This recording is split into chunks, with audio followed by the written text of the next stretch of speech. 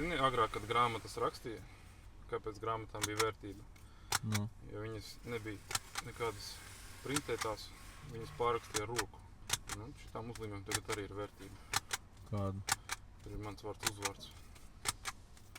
Kad es kļūšu par prezidentu, tad šitie objekti varēs blotot. Jā? Bet kā pēc gada jau varbūt jauna uzlīme būs? Nu, bet viņi atcerēsies varbūt kaut kur, nezinu. Nu, gan jau atmiņā paliks, ka reku tāds džeks, kā mums bija. Iedod man tad vienu. Tu zini, kādu iedošu? Tā, lai varētu jārāmēt. Tā, šitā, lai paliek tev rāmītī. O, paldies, viss.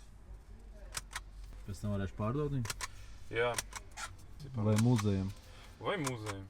Nu, skaties, kā pats domā. Vari atstāt sev.